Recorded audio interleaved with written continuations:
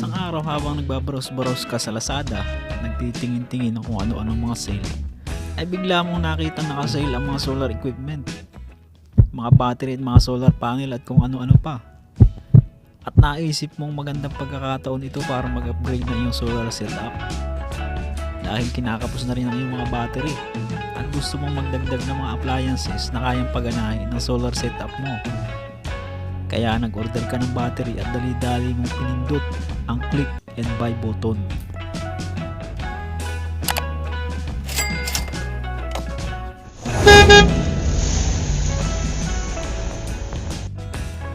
Dumating na nga sa wakas ang iyong hinihintay-hintay ng ilang araw. Sa wakas ay makakapag-upgrade ka na rin ng iyong solar setup. Welcome muli sa ating channel mga ka-solar addict. At sa video natin ngayon ay mag-upgrade tayo ng battery. Dito sa video na ito ay magbibigay tayo ng mga ilang tips kung paano mag-upgrade ng ating battery sa ating solar setup. Mahalaga na bago tayo mag-upgrade ay may mga bagay tayo na dapat isa lang alang bago natin ito gawin. Ito yung ginawa nating solar setup sa nakaraan nating video. Ang battery natin ay 22Ah lang at may total ito na 264 Wh. 12 volt multiply by 22Ah, kaya natin nakuha iyon. Pero hindi lahat na 264 Wh ay pwede natin gamitin dahil lead acid ito at 50% DOD lang tayo. Kaya i-divide natin iyon sa 2. So bali ang makukuha natin ay 132 Wh lamang o 130 Wh.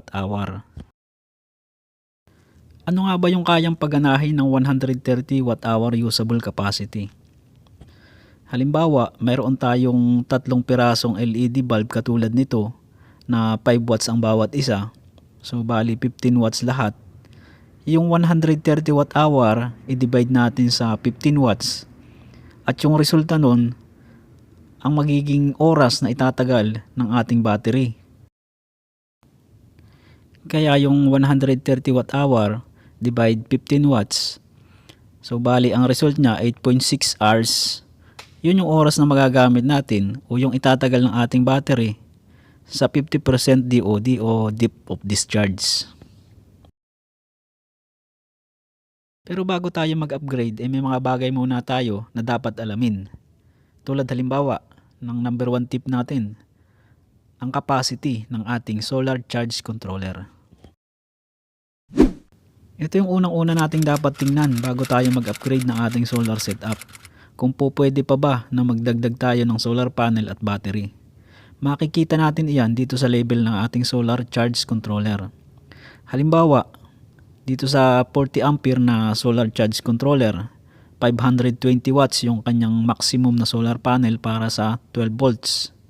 At pwede natin siyang kabitan ng 200 to 250 Ah na battery. At dito naman sa 24 volts ay 1040 yung kanyang maximum capacity ng solar panel.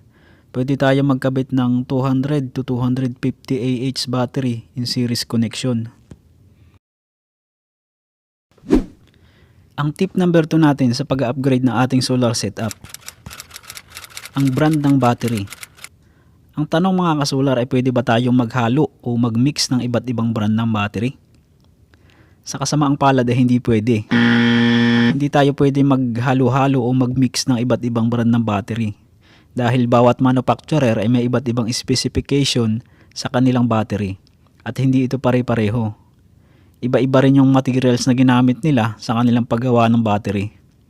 At kung pagsasama-samahin natin ito, magkakaibang specification ng battery, ay malamang na hindi tumagal yung ating battery bank. Ang tip number 3 natin sa pag-upgrade ay ang solar panel. Kapag magdadagdag tayo ng battery ay siguradong mahihirapan yung ating solar panel na punuin o ma-full charge yung additional battery natin. Kaya dapat sa susunod na upgrade ay nakapokus tayo sa solar panel. O kung pwede ay pwede natin pagsabayin na solar panel at battery yung i-upgrade natin kung kaya ng ating budget. Pero kung hindi kaya ay pwede rin naman. Basta siguraduhin natin na full charge yung battery natin bago natin ito gamitin o naka-float charge na para hindi siya palaging nalulubat dahil masama sa battery yung palaging lobat. Tip number 4 natin, ang wire size o breaker capacity o fuse. So habang hindi pa tayo nag-upgrade ng solar panel ay pwede pa yung dati nating wire at yung dating breaker. At tataas yung amperahe na dumadaloy sa wire natin at dito sa breaker kapag nagdagdag tayo ng solar panel. Kaya dapat na palitan natin ito. O kung mas maganda, sa simula pa lang ng ating setup ay mas malaking wire na ang bilhin natin para nakaabang na kumbaga kung sakaling ang mag-upgrade tayo in the future. Makakaiwas pa tayo sa doble gastos sa pagpalit ng mga breaker at wire. Tip number 5, gumamit tayo ng mga terminal lugs. Dapat gumamit tayo mga kasolar ng terminal lugs sa ating battery para maganda yung connection at yung pagdaloy ng kuryente. Lalong-lalo na kapag nakakabit sa inverter. Ayaw na ayaw natin yung lost connection dahil ito yung magiging problema natin. Maaaring magkaroon ng voltage drop o maging sanhi pa ng sunog. Dahil kapag may lost connection, mag-iinit yung ating mga terminals. At huwag na huwag tayong gagamit ng mga ganitong alligator clip mga kasolar. Dahil hindi ito maganda sa pang permanent setup. Pang temporary lang yung ganito, temporary connection. So iwas tayo sa mga ganitong alligator clip. So yan mga kasolar, tanggalin natin tong ating lumang battery at ikabit natin tong ating mga bagong battery.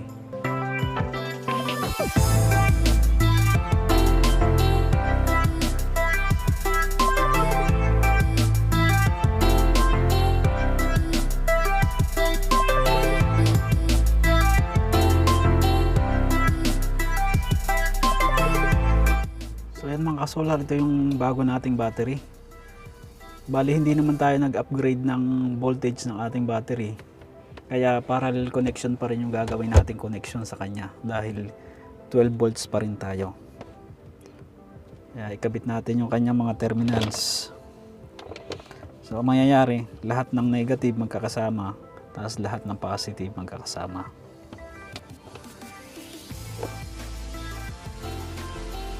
Ikabit natin yung kanyang mga terminal connection.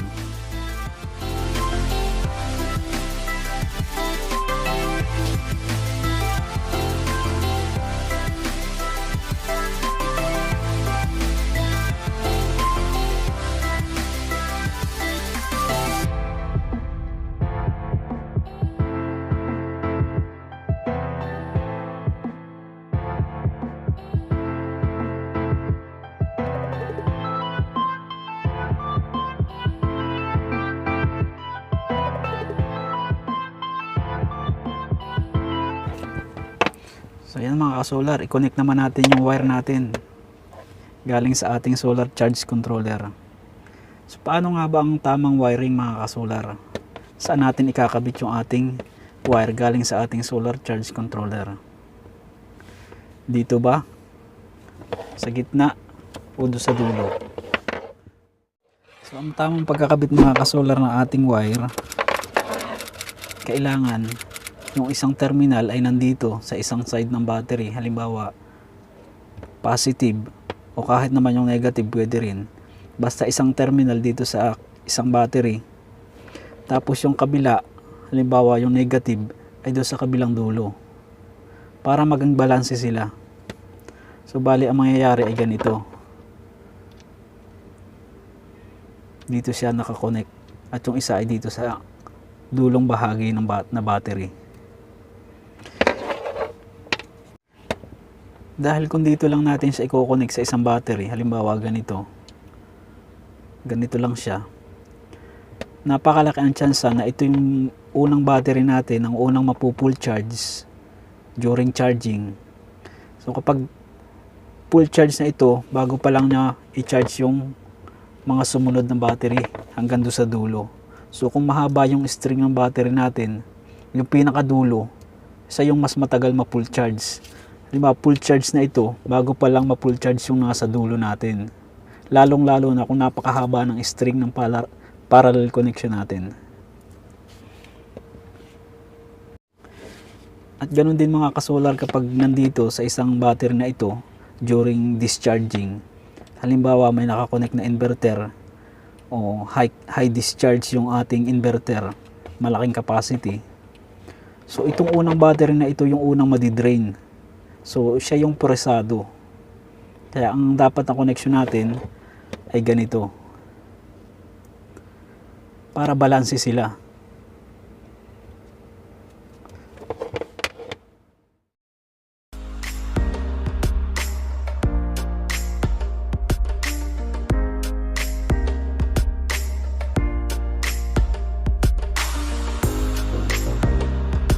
Ayan, i-connect na natin mga kasolar yung ating bagong battery bank.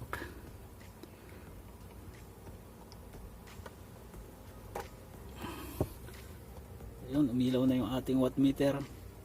13.06 yung voltahe niya. Tapos i-on natin yung ating solar charge controller. So hindi pa naka-on yung breaker natin. Yung mga ka-solar, i-on na natin. Yun, nag-power up na. Yan, 13.0 volts. Bali wala pa siyang solar panel na nakakonect ngayon. Hindi ko pa naikabit yung ating 50 watts na solar panel. So dito sa ating bagong battery bank, meron tayong 4 na piraso na 25 Ah na battery. So bali 100 Ah na yung 4 na battery. So bali 100 times 12 volts equals 1200 watt hour. Meron tayong 1200 watt hour na capacity. Pero hindi lahat yan ay usable capacity. Ang usable capacity niya ay 600 watt hour lamang. So medyo malaki na rin yung mga ka-solar, kaya pwede na tayong magkabit ng inverter. At yun ang gagawin natin sa susunod na video natin. Dito sa part na ito, nung tinesting ko yung charging ng ating solar panel ay medyo makulimlim at masama ang panahon. Kaya mababa yung harvest ng ating solar setup. Umaabot lang siya ng 2 amps bumababa. Bali umaabot na lang ng 20 watts yung pumapasok sa ating battery.